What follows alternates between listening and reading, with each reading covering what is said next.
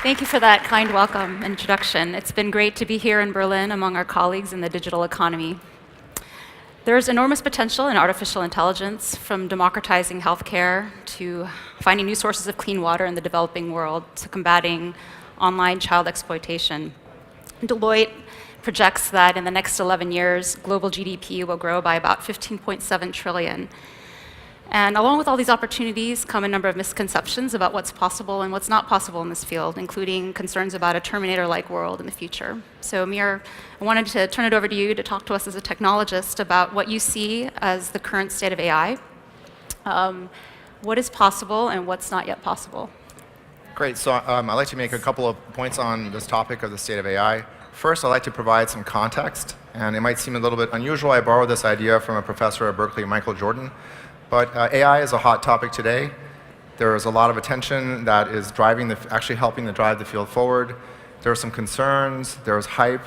However, there is a longer-term narrative that's playing out, I would suggest, and it's been playing out over the past several decades. We've had machine learning products such as Google Search and Amazon recommendations for quite a while now, and I think that this field will also evolve, again, on the order of decades. So it will take a long time. And the idea is that there's two kinds of thinking that are becoming intertwined into a single discipline. It's computational thinking and inferential thinking. You have computer science, you have compilers, operating systems, web servers, and then you have statistics. You have data, probability distributions, inference. These two things are becoming machines that learn. And this is a new and long-term narrative. The second thing I'd like to answer is your question about what can you do in AI today and what can you not do? This is very relevant to a business person trying to adopt AI. You have to be very realistic about what you can do. It's also of concern to policy folk that want to know what they should focus on in the short term and what things they can worry about later. So for example, in the computer vision space, we can recognize objects and images. We can recognize a dog. However, our models currently can't understand deeply the semantics of visual scenes.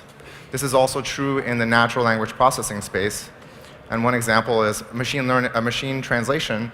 You can translate from one language to another fairly well at the point that it's usable. However, the mistakes that the machines make today, it's very clear that the models don't have a semantic understanding of grammar, of language, of context. And these things are being worked on, but again, there is a boundary of what we can do and what we can't do, and it's very good for all of us to be cognizant that there's such a thing. Another comment I'd like to make is on what is worthwhile to work on. And one of the things I would like to suggest of the many things is we are working on augmented intelligence.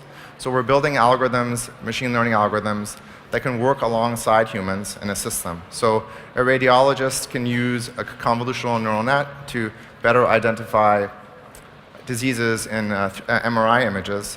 However, we're not going to try to replace a radiologist. A radiologist does a long list of tasks besides looking at images that we are nowhere close to addressing with machine learning. And then the last thing I would like to suggest is building AI systems is quite hard. So to build an AI system, recommendation engine, autonomous vehicle, it involves a lot of technology that is not specific to AI.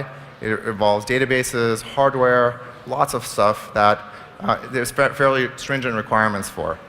And in addition to these concerns, technology, there's also things that are relevant to a policy person, such as bias, diversity, transparency, resistance to adversarial attacks, and so forth. So all of these things compounded make building AI systems very difficult. And this is a thing I see business people and policy people get tripped up on very often. Great. So I wanted to push back a little bit on the point about the semantic understanding, just dig a little deeper about what that means. So for example, a machine learning algorithm can identify a photo as being a photo of two bears sitting on a rock. And that seems like a semantic, common sense understanding to the average person. How is that different from what you're describing? So yes, the term common sense is a very loaded term, but it's actually apps. So again, you have pixels in an image of two bears sitting on a rock, and a convolutional neural net, the state of the art in identifying the bears and the rock, it's very bottoms up, and it doesn't have a very holistic understanding of a scene yet. And that's quite difficult to do, and it's in some ways an open problem. Great, thanks. So with that as a backdrop, let's talk a little bit about what policymakers can do to enable this space. So the German national AI strategy gets it right. It talks on issues of competitiveness, human welfare, and issues of legal and ethical frameworks. Germany and Europe are ahead of the United States in this regard. It was only last month that the president issued an executive order to start to look at an American AI initiative. Intel, however, has proposed its own US national AI strategy, and as you can see, it lines up very well with the values that are being expressed here in Europe. There are 4 prongs. The first one is that government should fund innovation and development in the AI space. In the United States, the private sector tends to be the driver of the research, but there's space for the government, especially in the areas of healthcare, robotics, cybersecurity, national security, and AI for good. The second prong is an acknowledgement that AI is already shifting the workforce. In an earlier conversation today on this stage, Cecilia Bonfeld-Dahl pointed out that 52% of people are going to need to be reskilled as a result of the artificial intelligence revolution. And what we need is for governments to focus on creating new employment opportunities and focusing on the public welfare. The third prong is data liberalization. That governments need to be involved in making data more available in a responsible way. And the fourth is that they should be removing barriers to the deployment and development of artificial intelligence and helping to develop legal and policy frameworks around it. So Amir, back to you. Policymakers, they want to be relevant when they're regulating. They want to make sure that what they're doing is actually meaningful and jives with what's happening on the ground. And as a technologist, you've been increasingly pulled into these conversations with other policymakers. Can you share a bit about what's been helpful in those conversations and in your work with policymakers in general? So one of the first things by us being on stage together is it's something that works. So you're a policy person who's doing a little bit of AI. However, you're immersing yourself in AI as well. I'm a neuroscientist by training. I do machine learning, and I'm trying to learn more about policy, and I'm immersing myself by being here and working with you alongside you. So that's one way immersion really helps. Working alongside the other discipline, someone from the other discipline works, especially at a time where we're just starting to answer very difficult questions. The second comment I'd like to make is if you go to a machine learning conference today versus 2 years ago, you have keynote speakers that are talking about societal issues, about issues regarding transparency, bias, diversity, robustness, and so forth. This was not the case just very recently. This is a very positive development that the researchers in the AI domain are trying their best to be good stewards of their technology. And then the last thing I would like to say, and it's somewhat in opposition to what you mentioned, that when we're trying to regulate or control AI, I think it would be nice if we don't try to solve all of civilization's problems at the same time. And Vladimir Vapnik said this very eloquently, that when you're trying to solve a problem, you don't want to solve a more difficult intermediate problem as a step. So when you're looking at AI, workforce displacement and all sorts of adversarial things that can happen, these are potentially societal issues. I think with AI, you should focus on specific issues that are particular to AI and attack those first, and then maybe we can work on these larger issues in the future. Well, thank you. So I want to take a look again at the third prong on data liberalization. So big data is obviously enormously important to the digital revolution.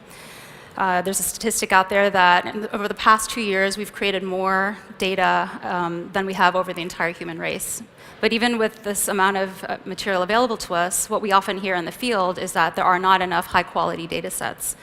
And there are a couple reasons for this. One is that companies are reluctant or unable to share their proprietary data. And the second is privacy, which is of enormous importance to us and here in Germany as well as in Europe. Our group is very focused on privacy. It's one of our priorities, and there's been some really incredible innovations coming out in the field. What can you share about what you see as the most promising, either from our group or from the industry in general? So that's a great question. So again, privacy, oddly enough, we have an AI group, is actually our top research priority, and it has been for the past year because it's the top most asked question and probably the most intractable thing that is of immediate need. So privacy is a societal question. I'm not suggesting that you can solve it with technology, but there are technological tools that are becoming available. They were researched a year ago, and now they're becoming products at places like Uber, Apple, and Google. And I'll just list them. They have funny names, but they're fairly understandable. So again, machine learning depends on data, as Abigail said, and that data may be sensitive. And there's ways to do machine learning while keeping the privacy of the data intact. And listed above, we have these terms: differential privacy, federated learning, homomorphic encryption. I'll just describe them briefly. Differential privacy is a statistical framework that allows you to query a data set. However, whatever response you get from this query doesn't allow you to reverse engineer any particular user's data. Federated learning is a form of secure multi-party computation.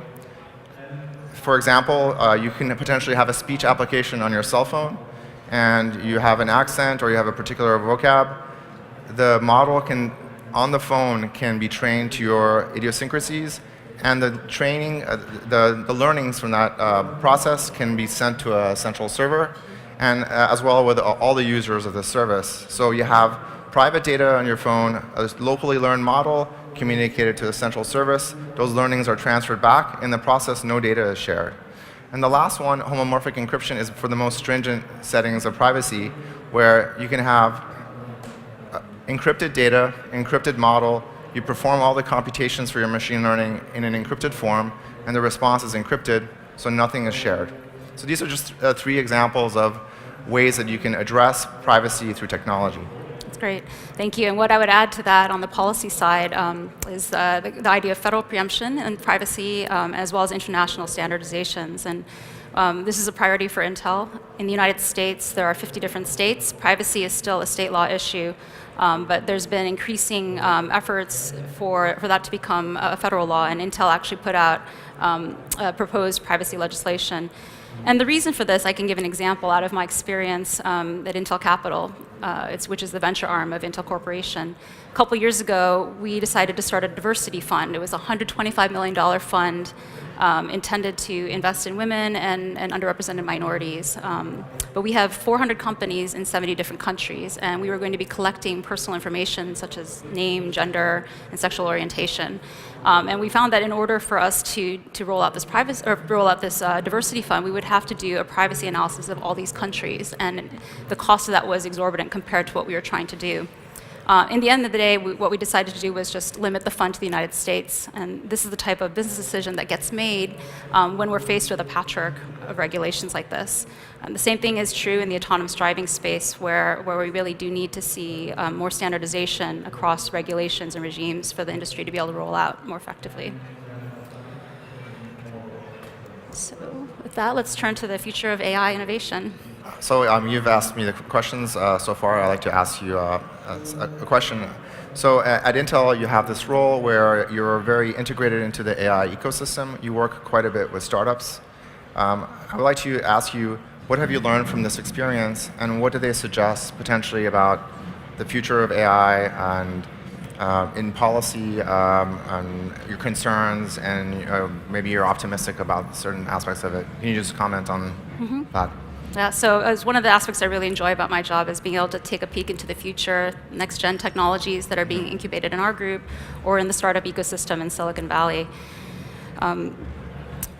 So I'm often asked the question, like, what is it that Europe can do in this space to try to cultivate the startup ecosystem here? And I see 2 really great resources. One is the research institutions, incredible work being done there that can be commercialized over time. And 2 is the great mature companies here that can serve as mentors to startup companies. And again, I'll give an example from Intel Capital. We're a corporate venture capitalist investor. We have a portfolio company called Joby, which is a vertical takeoff and landing company. And we do not know anything about aviation, but we invest alongside with JetBlue that does, and Motorola, which knows batteries, and we bring to the table data. So the 3 of us together serve as mentors to this company on their board and are able to open doors and grow them through the life cycle of the company. And I see a very similar opportunity here in Europe.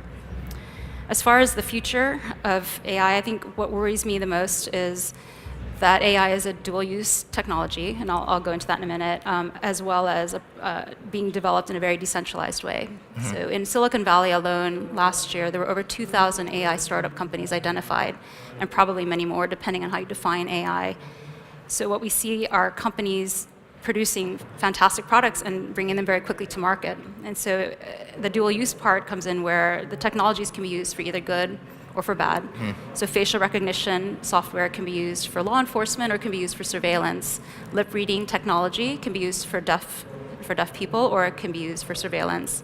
And computer vision is instrumental for autonomous driving, but can also be used to create deep fakes. It's a problem that hasn't been solved yet, the balance of innovation and protecting. But what really encourages me is events like this, conferences like this, where we're seeing a lot of people engaged in the policy and ethical questions around this. If we look back at the history of technical revolutions, this level of attention this early in the process to ethical issues is unprecedented. And that fact gives me great encouragement that in the end we're going to get this right. Excellent. And for you, what do you see as the future of AI? So I get asked this question quite a bit, and as an engineer, I only see problems and things that are not fixed. However, I'll make a best guess. So we talked about things that we can and can't do in AI today. So the things that we can't do, we're working on. So semantic understanding of scenes, things like chatbots. Making a chatbot is a very, very difficult open problem. So there are companies that have, banks that have chatbots and help the users along, but they're very primitive, and that's largely still an open problem. For example, something that's you would expect to have been solved by now. But the thing I'm most excited by is I had a startup called Nirvana that I sold to Intel. This is why I'm now at this wonderful company. And the startup made silicon that was custom for machine learning and artificial intelligence. And now what's really remarkable to me is that Intel, the chip maker, has made CPUs for the last 30, 40 years, is starting to make artificial intelligence processors. And that's kind of a sign of the times. And that's not an odd thing, and it's not a small thing. So the history of AI started in the 1930s. The scientists who built the first computers were also the fathers of AI. So John von Neumann, Alan Turing, they were figuring out how to build intelligent systems, and they ended up building the first computers. So the history of artificial intelligence and computers have been tightly intertwined for over 100 years, and it continues to this day at Intel, our company. I'm very excited by the prospects of new technology that's going to be in the upcoming processors, as well as maybe 5, 10 years down the road, we're going to be doing computations with light, with analog computing, with room temperature quantum materials, all sorts of exciting things coming up. Great, well, thank you. So we're out of time, but we'll be available outside to meet if folks have questions and want to ask us afterwards. Thank you for your time. Thank you.